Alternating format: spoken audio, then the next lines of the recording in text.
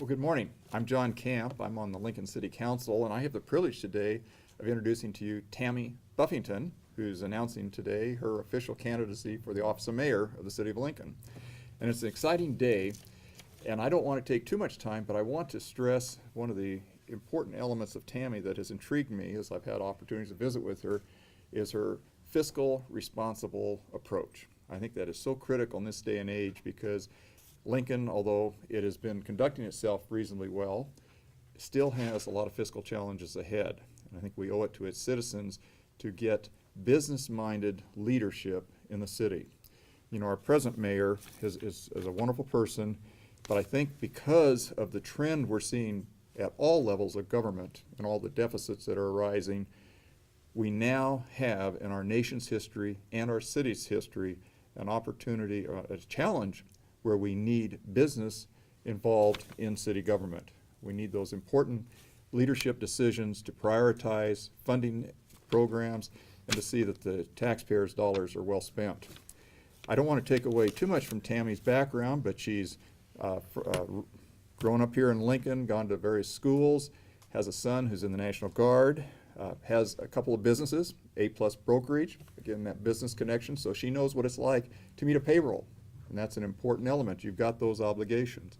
She and her husband also own Freeway Muffler, and they've also invested in some real estate around town, apartments and other rental property. So again, you get that connection where they're paying all levels of taxes.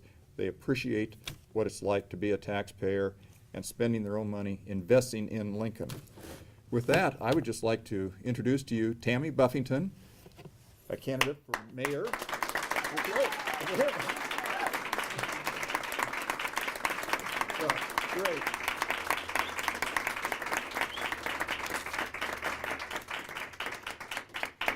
I want to thank everybody this morning. I got to stand up here so you can all see me.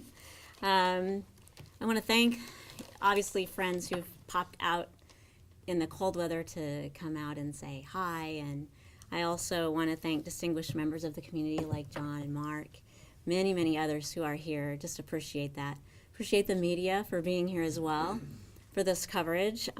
It's just an exciting day, and it's time for us to look to new things. To start, as I have said from the beginning, this campaign isn't about me. It's about you. It's about the voters in the community. It's about all of us taxpayers. It's about employees and business people. It's hard to put into words, I guess, the many facets of our city, but this campaign really is about the voter. We all make up the community of which we work and we live and we play. Many, if not all, ask why in the world would you want to do this? The fact of the matter is I feel compelled to run because I have a deep concern about the direction that our city is being led with regard to three major issues and topics that cannot be ignored for much longer. I disagree with the current leadership that all is well in Lincoln. The wonderful things that are happening are great. Things look very smooth on the surface. And the bills are coming due. However, we might be shocked to know how that our tax dollars are being spent. So I think it's important for us to kind of get a good grip on that.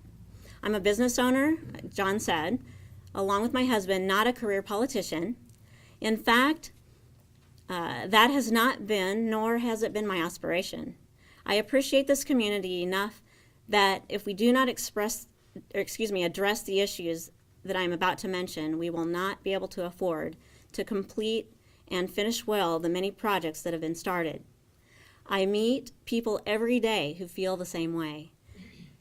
And at this time, we need to stand up, we need to speak up about those issues, and we need to show up. The first area of concern is our city's massive debt. You say, what? What debt do we have? The debt that is looming is ominous, to say the least. Lincoln is now in a situation that it has more than $720 million of liabilities for streets, sidewalks, and the police and firefighters pension fund. That is a long fall from the $15 million surplus that we had when Mayor Mike Johans left office in 1998. The current leadership has been leveraging the dollars from the other funds to pay for shortfalls. We cannot have tax relief until we make tough choices, as Governor Heineman has said, with solid leadership and decisions. Our budget needs attention. Currently, we have a 2011-2012 budget that starts off with a $6 million deficit. The second area of concern is taxes. 9 tax increases that include the impact fees on homes and businesses, sales tax have been broadened, as well as communication taxes. There's been fee increases of water, wastewater, ambulance, and parking. Taxes aren't optional. You all know that. When we use them unwisely, they are a burden to us all. We don't get to opt out of these or choose not to pay them, yet they continue to grow. Property taxes. Not only are they are not used for the purpose that they were intended, but they have also been broadened. The third major concern is the union contracts that are strapped to the backs of the taxpayer, not a corporation, not a large profitable entity, but you, the taxpayer.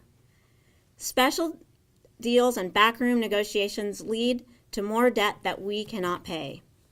So while we are taking pay cuts as citizens, forced vacations and days off, the unions are receiving salary increases and benefits at the expense of the taxpayer. While they, the firefighters, the police, and the teachers, those are all well-deserving of good pay and the best that we can offer. But the bottom line is, we can't afford it. These challenges can and do have answers. They can be solved. However, we have a crisis of leadership. We as a working community need to pull together, to pull and come up with the best solutions for everybody. As mayor, I want all these things and more to strategically advance the city to another level. Councilman John Spotts and others have offered initiatives that are fresh and exciting and answers to these issues that we've addressed. The community has many gifted and qualified individuals that can solve these problems with simple solutions and no additional burdens to the taxpayer.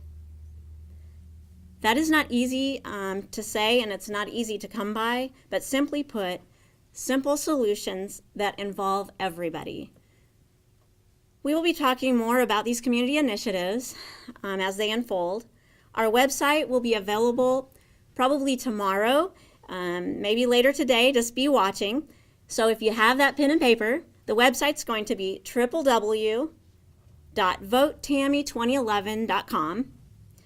We have many talented volunteers on our campaign. You got to see some of them, or you're getting to see some of them today, and we're excited. We're very excited for the opportunity, as our motto goes, to listen and learn for Lincoln's future. We want to listen. We want to listen to you and your needs. We want to learn from the mistakes of the past 10 years and grow Lincoln with better jobs and create an environment of true community. Thank you again for being here, and please support this campaign with your prayers and your dollars, and we are hoping to just be out and about in the community and visiting with all of you. We just need to say, God bless you for being here, God bless this campaign, and we appreciate the hardworking people of this community. Thank you.